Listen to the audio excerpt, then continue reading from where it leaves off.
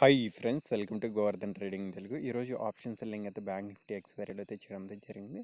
మంచి ప్రాఫిట్ అయితే ఉన్న ఒక 5,000 నుంచి 7,000 మధ్యలో మార్కెట్ సడన్గా అయితే మనది 37 రూపీస్ సెల్ చేసినది ఆల్మోస్ట్ అయితే 20 రూపీస్కి వచ్చింది. 20 రూపీస్ని ఆల్మోస్ట్ అయితే 72 రూపీస్కి అయితే హై అయితే వెళ్ళేసింది. అందువల్ల మనం ఎగ్జిట్ కావడం అయితే జరిగింది. అంటే ఆల్మోస్ట్ 37కి 30 అంటే 1:1 లాస్ రావడం అయితే జరిగింది. అదేవిధంగా మిగతావి 11 రూపీస్ 12 రూపీస్ సెల్ చేసినా మంచి ప్రాఫిట్ బుకింగ్ అయితే అయ్యాయి. ఈ విధంగా మనకి నష్టం అయితే రావడం జరిగింది. కొన్నిసార్లు మన స్టాప్ లాస్ అయితే ఇవ్వాల్సి వస్తుంది. ఇవ్వడం కరెక్ట్. అడ్జస్ట్మెంట్స్ కూడా ఆల్మోస్ట్ అయితే చేసాం. అడ్జస్ట్మెంట్స్లో చేసాం.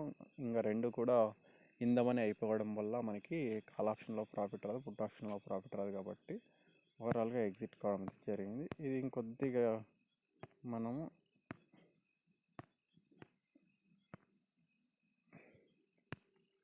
50 దగ్గర ఎగ్జిట్ అయ్యింటే మనకి కొద్దిగా 50 దగ్గర 50-65 దగ్గర ఓపెన్ అయ్యింటే మనకి లాస్ అనేది తగ్గుతున్నా. ఓకే, డోంట్ వరీ, మూమెంటం చాలా ఎక్కువ ఉండే, అందువల్ల ఎగ్జిట్ చేయడం అయితే జరిగింది. Okay friends, support and resistance, trend line టెలిగ్రామ్లో జాయిన్ అయితే నేను సపోర్ట్ అండ్ రెసిస్టెన్స్ అప్డేట్ చేస్తూ ఉంటా. ఇంకా మీకు మంచి నేర్చుకోవాలంటే